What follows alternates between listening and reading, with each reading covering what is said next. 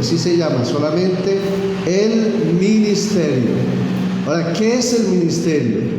El ministerio es un trabajo, una labor dada por Dios. ¿Qué es el ministerio? Un trabajo dado por Dios a un hombre. Ese es el ministerio. Y nosotros, los que ministramos la palabra de Dios, se nos ha encargado ese trabajo. Ahora, ¿por qué se nos dio ese trabajo? Por gracia del Espíritu Santo de Dios, simplemente. Por gracia de Dios.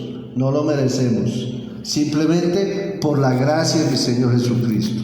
Y nosotros nos tenemos que esforzar para que podamos de esta manera seguir siendo estos predicadores para la gloria de Dios. Entonces el apóstol Pablo ha recibido el ministerio. El apóstol Pablo ha recibido el ministerio. Y él dice: yo tengo mi conciencia limpia. En el capítulo 1 estamos. Tengo mi conciencia limpia, que he servido desde mis mayores. ¿Y cómo así? Que ha servido desde mis mayores. Es decir, todos los que me enseñaron a mí la palabra cuando yo era un joven, ya habían ancianos y ellos me enseñaron a mí la palabra, y desde ese tiempo estoy aquí y soy consciente de que he servido a Dios. ¿En qué consiste el servicio a Dios? El servicio a Dios significa dar esta palabra, simplemente darla. ¿A quiénes? A todas las personas que están frente a un auditorio o frente a una cámara, como en esta ocasión, frente a alguien que nos está escuchando. Tenemos ese es el trabajo que Dios nos dio, dar esta palabra. Y la segunda cosa, orar por la gente que nos está escuchando. Y nosotros tenemos que orar por toda la gente que nos está oyendo, nos está viendo o está sentada aquí. Nosotros tenemos que orar constantemente por ellos. ¿Y por qué se tiene que orar? Porque cada uno de ustedes tiene problemas. ¿Y será que el pastor no tiene problemas? Por Dios, también los tiene. Pero el caso es que nosotros tenemos que orar por nuestros problemas, por mis problemas. Tengo que orar, pero también tengo que orar por el de ustedes. Ese es el trabajo que yo tengo que hacer. Por eso Pablo está orando por Timoteo. ¿Y Timoteo quién es? Timoteo es un muchacho que se convirtió al Señor Jesucristo y que está recibiendo palabra, pero este muchacho tiene problemas al grado que llora. Este muchacho llora y siente lágrimas. Ahí estamos en el capítulo 1. Lágrimas tiene ese muchacho, y entonces él ora, Pablo ora por los sufrimientos de este joven llamado Timoteo y por las lágrimas de este hombre Timoteo, de este joven que se cree que tiene unos 30 años aproximadamente. Gracias, Señor Jesús. Timoteo había abrazado la fe desde niño. ¿Cuántas personas hay acá que han abrazado la fe del cristianismo desde niños? Y hay personas que conocen al Señor desde niños. La mamá los trae a culto desde niños. Pero ¿cómo está su fe? ¿Sería que la fe de Timoteo estaba fortalecida? ¿Sería que Timoteo estaba lleno de fuerzas? Y decía seguramente que él nunca se apartaría de la verdad del Evangelio de Jesucristo. ¿O sería que tenía ganas de abandonar el camino del Señor? Probablemente, era muy probable eso. Pero la señora Loida, aquí está en este capítulo, la señora Loida había conocido a Jesucristo. Esta señora había tenido una hija que se llamaba Eunice, y esta Eunice también fue influenciada por el Evangelio de Cristo Jesús por medio de la señora Loida, y esta a su vez tuvo un hijo llamado Timoteo, y también entre juntas le llevaron el Evangelio de Cristo a este muchacho, y lo lograron influenciar a ellos, a él más bien, en el camino del Señor. Y escucha, hermano, que está aquí conmigo en esta mañana y todas las personas que están viéndome ahora. Escúcheme esto: si su fe no logra cimentarse, escúcheme esto, si su fe en Cristo Jesús no se logra cimentar al grado que usted pueda influenciar a sus hijos, probablemente estos no conozcan el Evangelio de Jesucristo y menos los nietos. Y probablemente, tal vez, usted se salve, pero quién sabe si sus hijos, y probablemente quién sabe si sus nietos. Y esto sería lamentable, porque la idea por lo menos es que usted y yo, los que estamos acá, los que conocemos de Cristo, seamos tan convencidos en la fe de nuestro Señor Jesús, que de esta manera nosotros podamos influenciar a nuestros hijos y estos hijos nuestros puedan influenciar a los otros hijos de ellos, es decir, a los nietos, para que no se vayan a perder. Esa es la idea. Por eso el apóstol Pablo invita a Timoteo a que busque de Dios. Está invitando a que avive el fuego de Dios, del don de Dios que está en ti. Cada uno de los que estamos acá, cada uno de los que conocen a Jesucristo, tiene un don de parte de Dios. Pero es necesario que ese don se afirme, se avive. Usted no lo deje apagar. No lo deje apagar, porque si su don se deja apagar, se acabó la vida espiritual. Y cuando una persona se comienza a apartar de Cristo Jesús, del Evangelio de Cristo Jesús, dice San Pablo, es un cobarde. Así está diciendo el apóstol San Pablo. Cuando una persona comienza a separarse de Dios, es un cobarde. Y por eso dice: nosotros no tenemos el espíritu de cobardía, sino el espíritu de poder, el espíritu de amor y el espíritu de dominio propio, para permanecer en el Evangelio de nuestro Señor Jesús. Gloria a Dios. Gracias, Señor. La invitación entonces del apóstol San Pablo a sus oyentes, a sus lectores, como nosotros estamos leyendo hoy esta carta, es a que no nos avergoncemos del Evangelio de Cristo. ¿Cuántos hermanos hay que se avergüenzan del Evangelio de Jesús? Entonces, por allá se sabe de alguien que dijo: yo estaba hablando con el vecino, qué pena, qué vergüenza. Y yo es que diciéndole, él me dijo: bueno, que le vaya bien. Y yo es que amén. ¡Qué vergüenza! Si ese no es cristiano. ¿Y yo por qué le dije amén? No, hermano, porque usted, ese vocabulario hace parte de su vida. Entonces nosotros no tenemos que avergonzarnos de eso. No nos tenemos que avergonzar de pronunciar palabras evangélicas cuando de repente se nos meten así. Gloria a Dios, se nos salen a veces. Que Dios lo bendiga, se nos sale a veces diciéndole a una persona no cristiana. Pero nosotros tenemos que no avergonzarnos del Evangelio de Jesucristo. No se avergüence de Jesús, dice el apóstol Pablo, pero tampoco se avergüence de mí. Óigame, escuche esto, que le voy a enseñar con mucha claridad.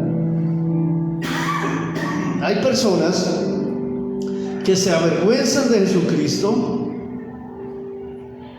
pero hay personas también que se avergüenzan de los problemas del pastor de la iglesia.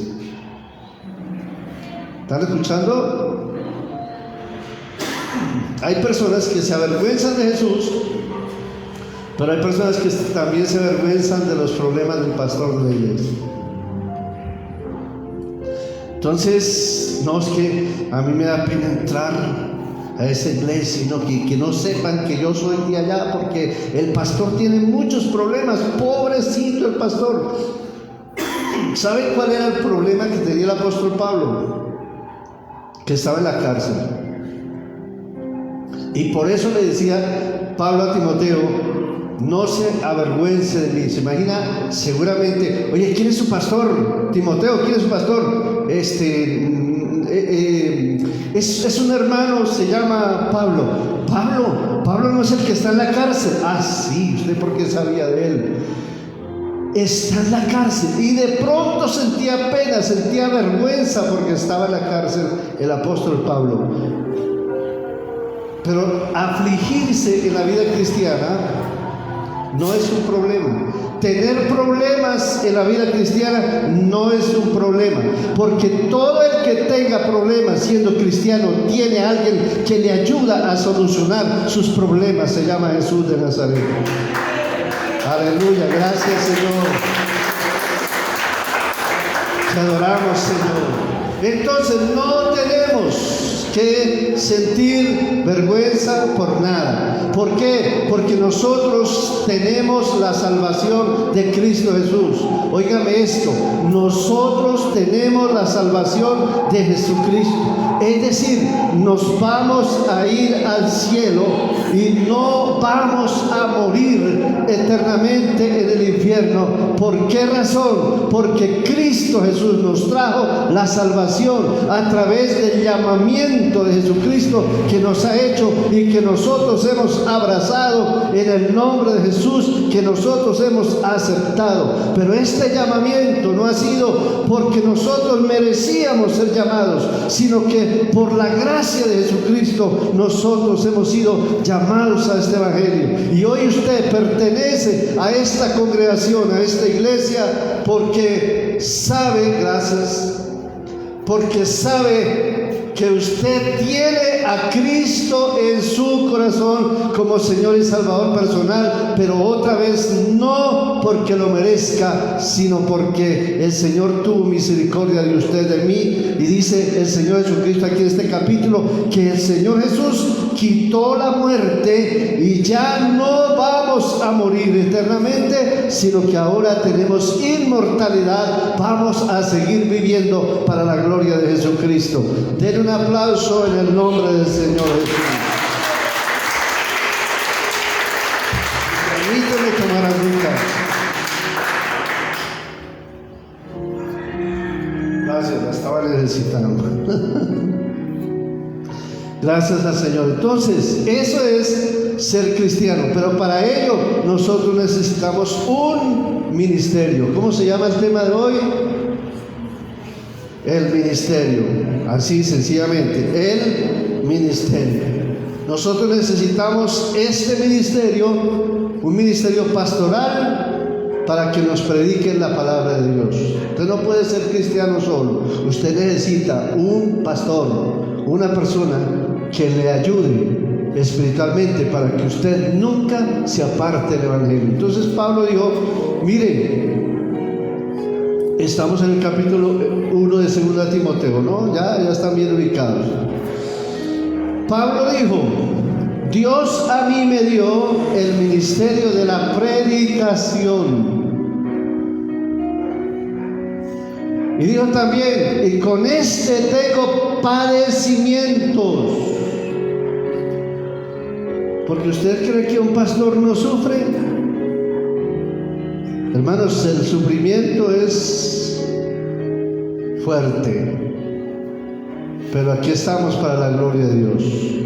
Pero yo no me avergüenzo, dice Pablo, porque sé, y lo digo en mis propias palabras para hacerlo más claro, que mi Padre Celestial me tiene guardadas muchas bendiciones en el futuro.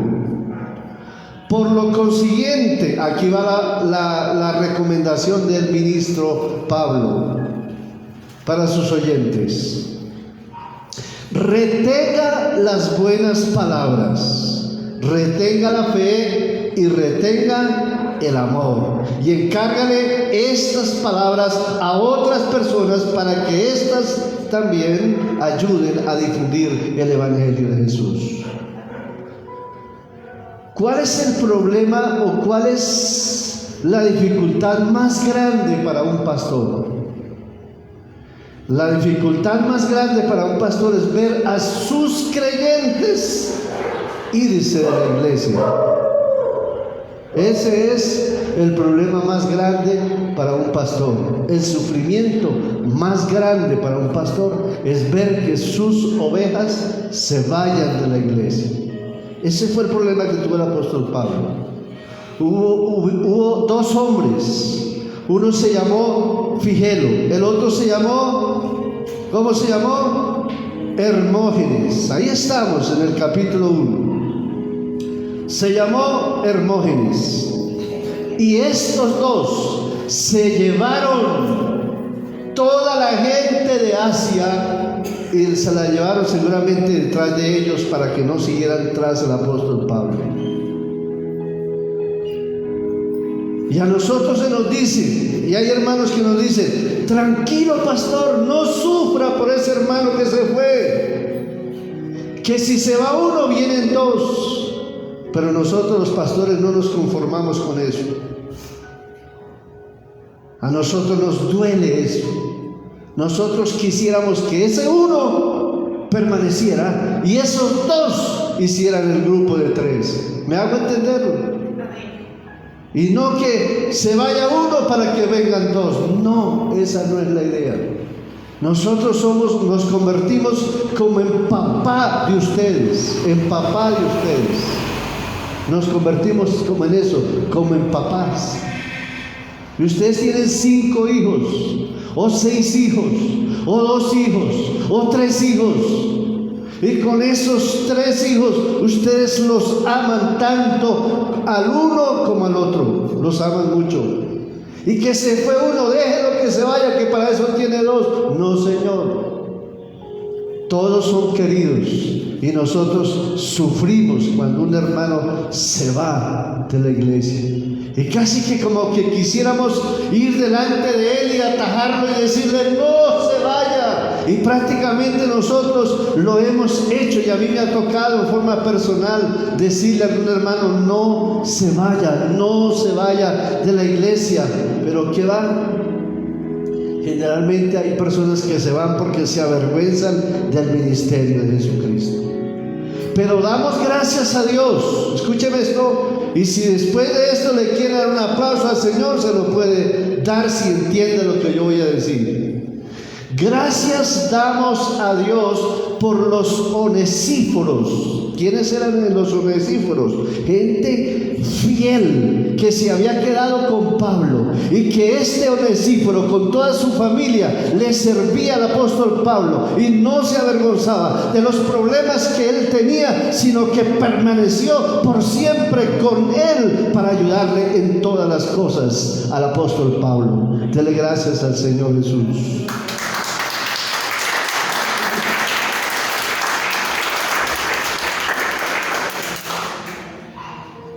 Entonces el ministerio, lógicamente, nosotros tenemos que cuidarlo. Y así ahora vamos a apartarnos de 2 Timoteo y vamos a 1 Timoteo. Y en 1 Timoteo capítulo 4 versículo 14, el apóstol le aconseja a los creyentes que guarden, que se cuiden de su ministerio, que se cuiden de su ministerio, que guarden su ministerio.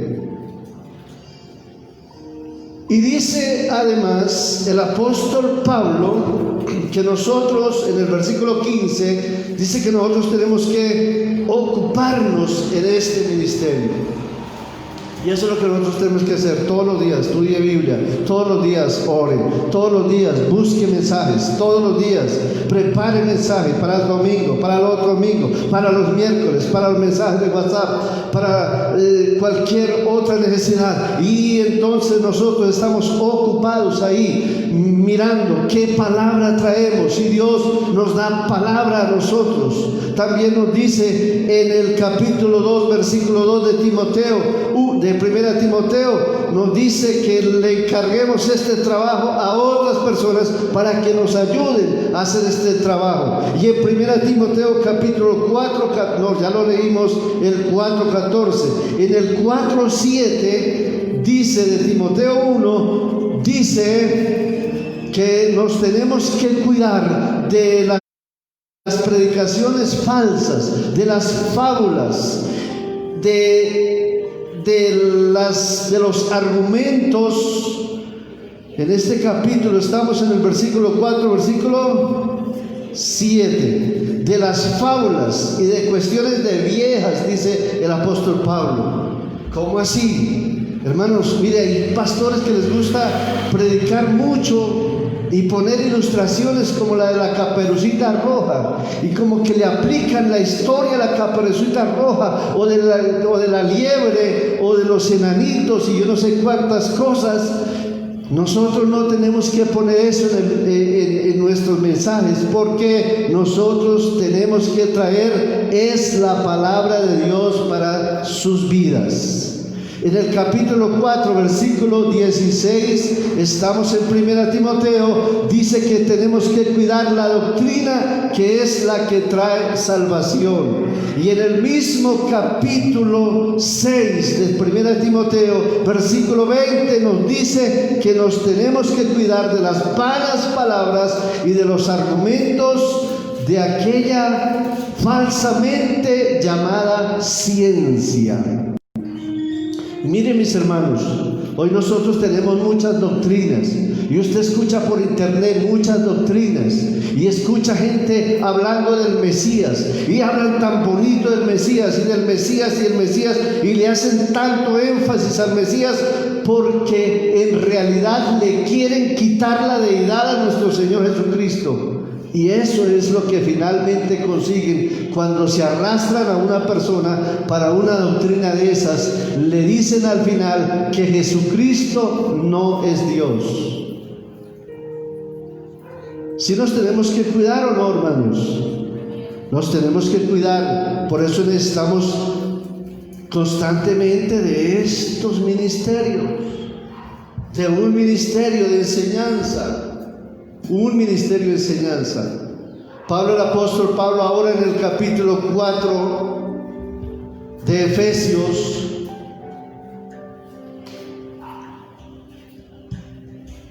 ahora en el capítulo 4 de Efesios, el versículo 11, narra de que hay 5 ministerios. ¿Cuáles son los 5 ministerios? El apostolado, el evangelista, el profeta, el pastor y el maestro. Son 5 ministerios. Y estos 5 ministerios tienen varios propósitos. 1, perfeccionar al pueblo de Dios. 2, edificar la iglesia o el cuerpo de Cristo. 3, llevar a la unidad a la gente para que forme un solo cuerpo. 4, llevarlos a que se amen los unos a los otros, pero que también amen a Cristo Jesús y el conocimiento de nuestro Señor Jesucristo. Y 5, a que la gente madure, porque hay mucha gente que son niños fluctuantes, arrastrados por cualquier viento de doctrina, y se van tras esos vientos de doctrina y se pierden. Y si se pierden, no se van a salvar. Miren, hermanos, yo estuve en un entierro donde llevaban una señora que era de una secta falsa, una secta anticristiana. Me invitaron al entierro y yo fui. Cuando lo estaban enterrando, estaban enterrando a la señora, el Espíritu Santo me mostró que muchos demonios bajaban a ese lugar donde estaba sepultando a la señora. Y ella decía que era salva. Ella decía que era salva porque ella decía: yo soy salva, así haga lo que haga. Yo soy salva, así me aparte del Evangelio de Cristo. Yo soy salva, así nunca más vuelva a una reunión. Yo soy salva, así nunca más yo ore. Yo soy salva porque Jesucristo me hizo salva, decía ella. Pero con eso estaba diciendo todo lo contrario. Y yo vi los demonios, unos especie de ángeles pequeñitos, bajaban, miles de demonios. Que el Señor nos guarde. ¿Cuántos de los que estamos aquí queremos ser salvos? Entonces tenemos que permanecer en el Evangelio de nuestro Señor Jesucristo. Amén, hermanos. Tenemos que permanecer en Cristo Jesús. Gracias a Dios, estos ministerios tienen el respaldo del Espíritu Santo de Dios. Y ustedes, hermanos, Iglesia de Jesucristo, conocedores de Dios, si ustedes conocen realmente a Jesucristo, ustedes y yo tenemos el Espíritu Santo de Dios. ¿Cuántos lo creen? Pero tenemos que pedirle al Espíritu Santo que nunca Él se separe de nosotros. Pero el Espíritu Santo de Dios tiene grandes cosas para dar a la iglesia de Jesús. Entonces en 1 Corintios capítulo 4, versículo 12, versículo 4, 1 Corintios 12, 4, en adelante dice que hay diversidad de dones, pero también hay diversidad de ministerios y también hay diversidad de operaciones. Y algunas personas recibieron el espíritu de sabiduría, es decir, que quisieron conocer más de Dios y se volvieron sabios y estudiaron la palabra de Dios de tal forma que hoy conocen bien la palabra del Señor. Ese es espíritu de sabiduría. Otros tienen el don de ciencia. ¿Y qué es el don de ciencia? El don de revelación de algo que sucederá en el futuro, algo específico que sucede en el futuro. Ese es el don de ciencia. Y otras personas tienen el don de fe, y a pesar de que tengan problemas y dificultades, ellos claman a Dios, y a pesar de que estén en la situación o la circunstancia que estén, creen que el Dios de los cielos está con ellos y los va a ayudar para salir adelante en cualquier dificultad. ¿Cuánto lo creen, hermanos? Esa es la fe, esa es la fe. Pero también nosotros tenemos por el Espíritu Santo el poder para sanar a una enfermedad de cualquier persona en el nombre del Señor, o incluso más, el de poder hacer un milagro en el nombre de Jesús de Nazaret. Pero aquí hay un problema, hermanos, que la gente pone su mirada en un hombre, en un pastor. Y por lo general nosotros no hacemos los milagros, los hace nuestro Señor Jesucristo. Y lo que nosotros hacemos es orar por un enfermo, nada más. Y el Espíritu Santo de Dios puede hacer el milagro en esa persona. ¿Cuántos lo creen, hermanos? Lo puede hacer. Mire, el domingo pasado sucedió algo. Yo oré aquí por un grupo de hermanos, aquí adelante, oré.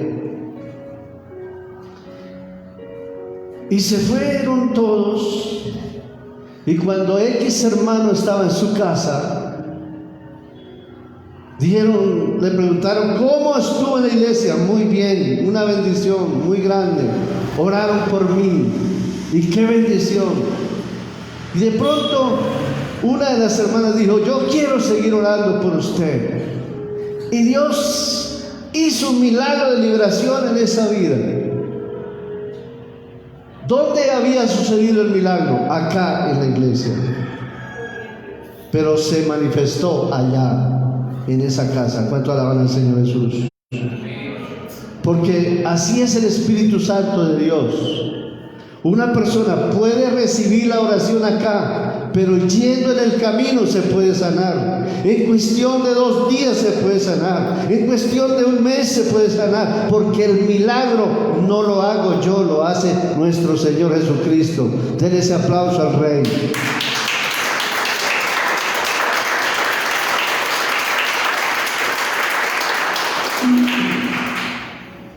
Entonces, hay muchos muchas acciones que hace el Espíritu Santo de Dios para respaldar el ministerio. Y esas operaciones son dadas a la gente para que reciban las bendiciones de Dios. Está también el don de profecía. ¿Qué es el don de profecía? El don de profecía, diferente al don de ciencia, que es una revelación para el futuro, el don de profecía es una revelación para el momento en que la persona esté en problemas. Entonces voy a narrar en breves palabras lo que está en Jeremías capítulo 29. Pero no lo busquen, escúchenme, porque es bastante largo y ustedes no lo van a poder leer. Escúchenme solamente.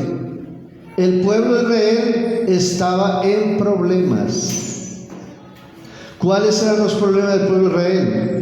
El señor Nabucodonosor de Babilonia vino con su ejército, con un capitán del ejército llamado Nabuzaradán, y rodeó la ciudad con todas sus espadas y estaba esperando que la gente se rindiera y se entregara para podérselos llevar a Babilonia. Y la gente estaba pensando, ¿qué debemos hacer? Y le preguntaban al rey, ¿qué debemos hacer? Y él decía, no sé qué debemos hacer. Pero al final él decía, tenemos que esperar a ver si Dios hace un milagro para que nos salve de esta situación. Pero el profeta Jeremías les estaba dando palabra profética, les estaba diciendo, señores, ustedes deben entregarse. Y si ustedes se entregan, en el país donde ustedes los van a llevar, ustedes van a poder tener casas, se van a poder casar, van a poder tener hijos, van a sembrar huertos y van a tener paz y van a ser prosperados, porque en la paz de ese país vosotros tendréis paz y seréis prosperados, decía el Señor. Esa es la palabra profética. Pero era la palabra profética de verdad. Pero habían otros profetas que decían, no nos debemos entregar, sino que tenemos que esperar a que Dios haga lo que tiene que hacer. Pero no había ninguna respuesta tampoco de parte de sus profetas, porque no tenían palabra de Dios. Escúcheme esto, hermano. A mí me han dicho varias personas, ¿usted por qué abre la iglesia si a usted no le han dado autorización? Yo les dije, porque Dios me habló a mí que yo abriera la iglesia, que no la cerrara, y para la gloria de Dios no la he cerrado, porque Dios me dijo que no lo hiciera. Y yo estoy seguro que quien me habló fue Dios. Y en la segunda cuarentena alcancé a decirle a los hermanos, procuren no venir, sino los que estén por aquí cerca. Y el Espíritu Santo me dijo, esa palabra que pronunció usted es que la gente se vaya y se lo lleve el diablo. Y efectivamente se me fue una familia. Entonces digo, no, vamos a permanecer. Y Dios me dijo también, dígale a los pastores que abran sus iglesias, porque son más beneficio para el país que abran sus iglesias que lo contrario. Es decir, Colombia está necesitando de las iglesias abiertas para que oren por este país.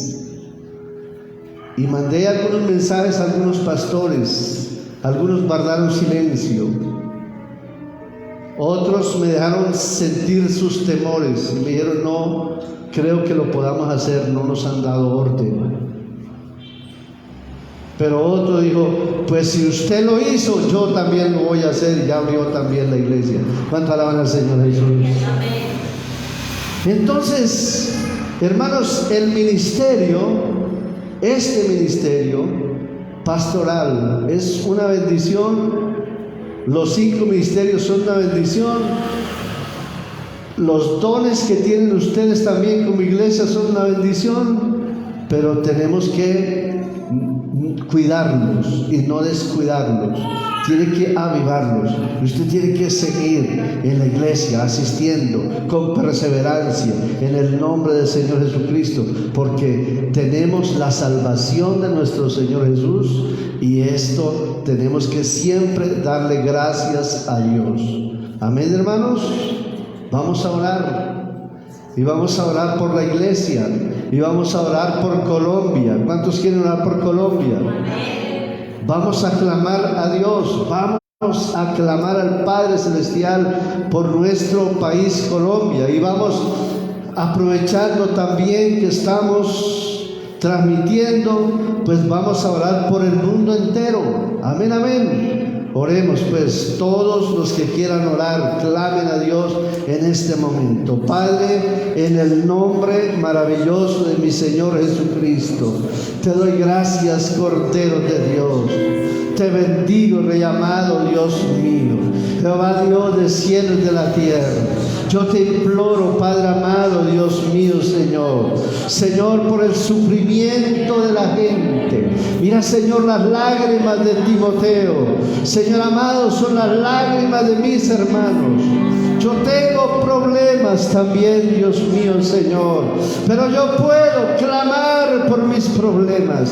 Espíritu Santo del cielo y de la tierra, yo te suplico, Rey amado, Dios mío, por tu grande bondad, por tu grande misericordia, por tu grande bondad y misericordia, Dios mío, Señor. Mira Colombia, Padre Celestial, mira Colombia, Cordero de Dios, aleluya, Rey. Jehová Dios, Espíritu Santo, te suplico, Rey amado, Dios mío, Señor. Yo te adoro, Señor, yo te adoro, Cristo, yo te adoro, mi Rey amado, Dios mío. Yo te imploro, Padre Celestial, por tu bondad, por tu misericordia, trae bendición para Colombia, trae bendición para todos los 32 departamentos de Colombia, para las iglesias de Colombia. Señor, haz el milagro, Padre amado, Dios mío, Rey.